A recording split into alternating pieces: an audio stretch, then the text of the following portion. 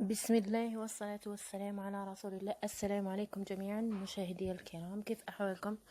إن شاء الله تكونوا لاباس وتكونوا بخير. كما وعدتكم أنني نجيب لكم الجديد. ها أنا عدت وجبت لكم هذا الموديل تاع ربة تاع طرس تاع الميكرو. هنا راح نعطيكم تفاصيل من البداية، من الزيرو يعني حتى آخر خطوة، حتى الحرج تاعها. هنا نبداو هنا راح نوريكم كيفاش نتعاملوا مع الطرف تاع القماش تاعنا. هنا عندي 2 متر ونص تاع قماش. 2 متر ونص قماش. هذا قماش البيزو لازير. نطويه على 2. نقصوا منه حق الحزام وليمونش.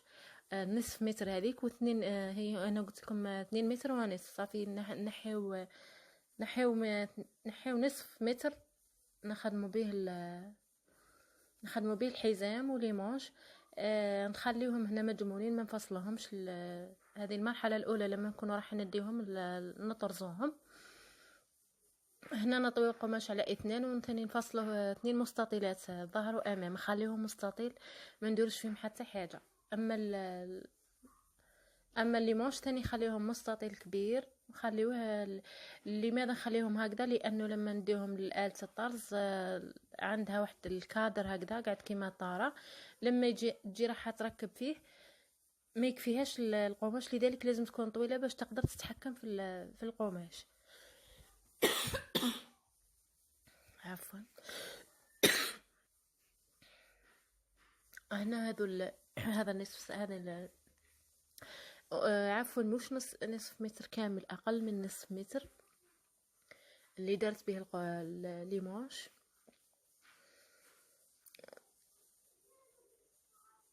هذا لاكوست. البيزو تاع لاكوست اسمه لاكوست. هنا العرض تاعهم راهو جاني 48 سنتيم. هنا بعد ما جبناها من عند من عند الطرز، شوفوا طازت الظهر وحده والصدر وحده وليمونش والحزام لصقتهم في المورسو اللي بقى، اللي هو ماهوش مش 2 متر ونصف، اقل. اما اذا كانت وحده عريضه من الاحسن تعود وحده عريضه بزاف تشري 3 متر من القماش.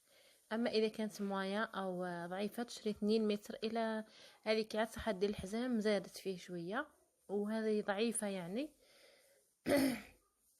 هنا نبداو على بركه الله في التفصيل. اول شيء شوفوا هنا، هذه جبتها كما جبتها من عندها، هذه مخدومه هكذا من عند اللي طارزتها. هنا نحكموا نفصلوا هذاك الجزء اللي في الداخل، نحيوه ونخليوه واحد سنتيمتر. هذاك الواحد سنتيمتر راح نخيطوا به، راح نستعملوه باش نخدموا السجاف تاع الرقبه، يعني تبطين الرقبه. نخليوه باش نقدروا نحكموا الخياطه. هنا نجيبوا هنا فصلنا الصدر، الرقبه تاع الصدر. نطويو نطويو القماش على 2. الصدر تاعنا نطويه على 2. وهنا لازم نعدلو، لازم يكونوا الرسمات يكونوا قد بعضهم، ما تخليوهمش يهربوا لكم من بعضهم. لازم يكونوا الرسمه على النصف على النصف، يكون يعني قد تماما، ما يكون لا هكذا لا هكذا. لازم يكون الرسمه تكون متطابقه مع بعضها باش ما تجيكمش الخياطه معكوسه او عوجه. هنا نركبوا نثبتوا بليزي بانجل، ثم نرسم نحدد الكتف. هنا راح نحدوا الكتف ونديروا الابط هنا يعني حددت الرقبه، نخليوها في 16 17 سنتيم. هنا نحيو الزائد.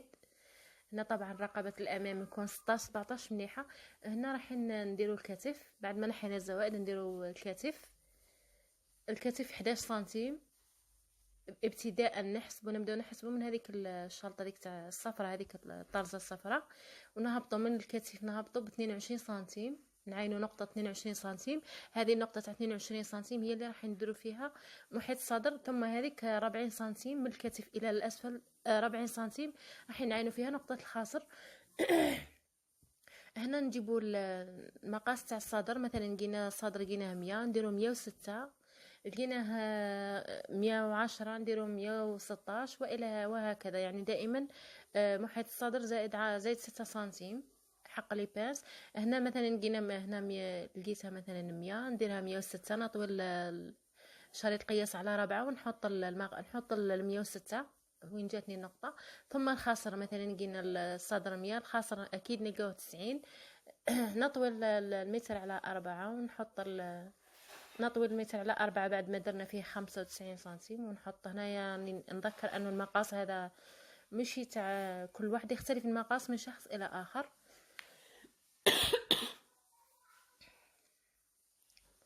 هنا حددت لكم حدة الإبط، حدة الخصر. من نقطة الخصر نبداو نميلو في الشريط أو نديرو نستعين بمسطرة ونبداو نميلو إلى حافة، إلى آخر حافة القماش باش تجينا الخيال، باش تجينا الفصالة مليحة، تجي قد شوفوا من نحدو من كيما راهي الخصر ونميلو بشكل مستقيم هنا باش تجيكم الخدمه مليحه. ونفصلوها لما نفصلوا الصدر هذا الامام. الجزء الخلفي ايضا راح يكون نفس الشيء كما الجزء الامامي كما الجزء الخلفي. هنا اللي يحب يحط القماشين على فوق بعضهم يفصل. اللي تحب تحدد كل قطعة وحدة، يعني تفصل الامام وحده وتفصل الخلف وحده، طبعا بنفس المقاس مش راح يتبدل. كل وحده هذه اختياري يعني. عفوا رائحة الفلفل. هنا نحيو من الجنب، نحيو 3 أصابع ونهبطو نميلو ب3 أصابع. لماذا نحيو 3 أصابع من كل جنب؟ باش ما تجيناش هابطة من الجوانب. هنا الظهر الظهر ايضا انا قلت لكم مش راح يختلف على الامام، نفس الشيء كما درنا الامام ندير الخلف. انا فقط حبيت ان نصور لكم بشكل كامل باش المبتدئين راح يفهموا مليح اش راني حابه. كاين اللي يحبوا يشوفوا جميع الخطوات خطوه بخطوه وبدون تسريع، يعني انا قادره نسرع لكم الفيديو. لكن مادام الواحد راه حاب يتعلم لازم لازم يكون في بتأني باش يفهم. يعني احنا هكذا تعلمنا اننا نقعدوا ندقوا في النقاط هذو، ندقوا فيه مليح ونعاودوا ندقوا الى غايه ما تعلمنا. هنا نحط ثاني تشوفوا لازم الطرزه تتحط النصف على النصف باش يجيو قد في المقاس.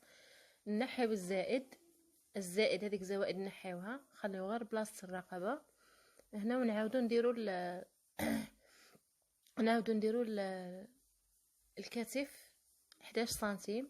هنا وحده كتعود خشينه دير 12 سنتيم. هي عاده المقاس تاع الكتف هو 12 سنتيم، لكن انا ما نحبش 12 سنتيم يجي هابط بزاف لي مونش، لذلك 11 سنتيم احسن شيء. نهبطوا هنا 22 سنتيم نقطه الصدر و 40 سنتيم نقطه الخاصر.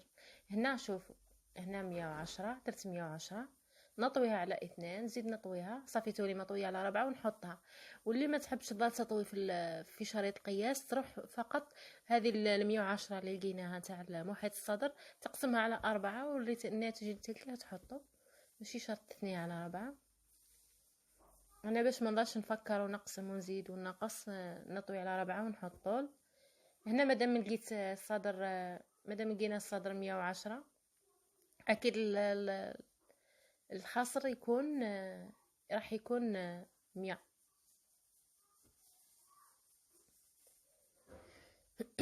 هنا خلصنا نفس الشيء وش درنا في الامام نديرو في الخلف.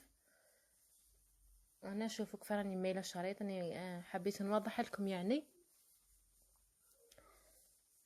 وهنا نزيدون كما وضحت لكم اني لما نهبطوا من تحت جهه الجوانب نحي فيها 3 أصابع أو 4 سنتيم ونميلو ونهبطوا المقاس العادي للطول العادي طول الزبون. هنا ثاني أيضا نصيحة ننصحكم لما تديو القماش تاعكم راح تديوه اللي راح دير لكم الطرز خليوها طويل شويه سيرتو المبتدئات. مثلا الطول تاع الزبون يكون او الطول تاعكم يكون مثلا 140 خليوه 150 160 ما تخافوش خلوا الطول ما تخافوش ما تهابوش من الطول. انا ننبه انه المبتدئات دائما يزيدوا في القماش باش ما يغلطوش، خصوصا انه الطرز غالي وخير ما يفسدوا القماش ويخسروا يعني. ياك تعود ضروبة تخيطيها عادي اكيد راح تقدري تعوضيها، اما الطرز غالي يعني.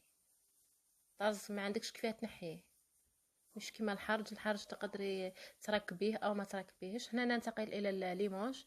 الليمونج تاعي ايضا يكون العرض تاعهم يكون 25 سنتيم، دائرة المونش تكون 25 سنتيم. هذا الحزام كما راكم تشوفوا فيه مخدوم خادمينه بلا فيزلين الخشينه.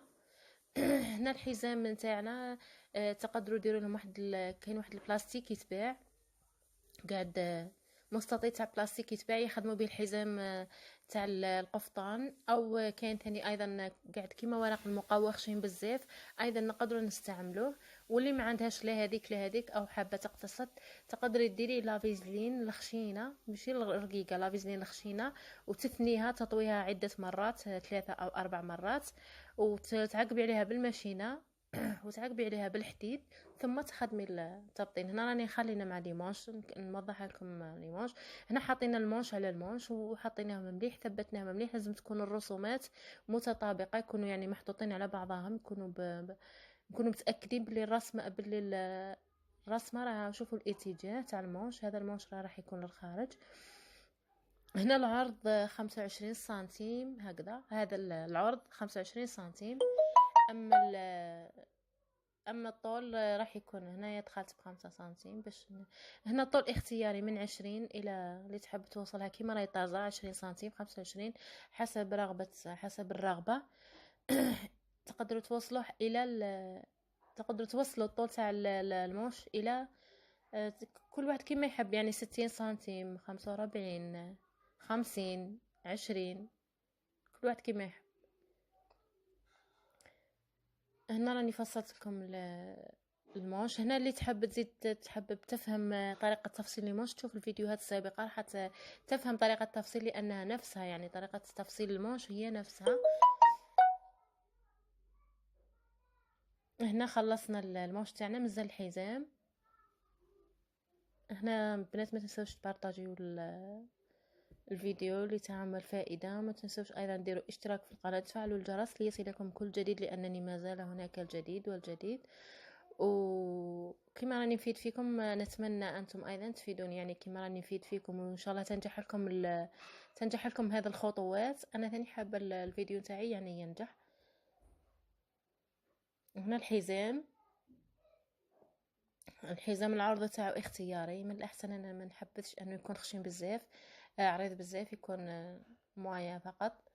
هنا لما نخدموا الحزام، هنا السانتوره تاعو اللي تجي منه تحبوا تشريو الحميله هذيك في الدوغي تركبوها في الدوغي، او كاين واحد هي من الاحسن تجي حميله، يعني باش تجي باهيه تجي الحميله، لانه موديل مخدوم بالطرز ومتقون لازم له الحميله، مش هذاك كاين هذاك السوتاج تاع 1000 و2000 ما راح يبشع الروبه، لانها الروبه مخدومه مليح. لازم حميله فيها شراشب منه تجي باهيه وتجي مليحه. هنايا من الاحسن اننا نبطنوا الرقبه بالقماش، لكن انا ما كفانيش القماش، استعنت بلافيزلين. لافيزلين نحطوها ونخيطوا ايضا. هنا ما تنساوش بلي لافيزلين تاع اللي خدمت به الطرز راه خشين. انا هنا لذلك هنا درت لافيزلين هذا رقيق. وهنا راح نبطن. هنا تابعوا الخطوات. هنا شوفوا الخياطه لازم تكون في الحاشيه قد لازم هذيك اللون الموف هذا كامل نخيطوا فيه باش تبقى لما نقلبوا السجاف راح تبان لنا مجرد السفيفه هذيك الصفراء الدوري هذيك عفوا. هنايا ما تنساوش كما قلت لكم تبارطاجيو الفيديو، ما تنساوش ديروا لايك تعليق يكون محفز. وبالتوفيق للجميع. الى فيديو قادم ان شاء الله. نترككم مع بقيه الفيديو، بقات غير الخياطه والباقي راه مفهوم. وبالتوفيق للجميع.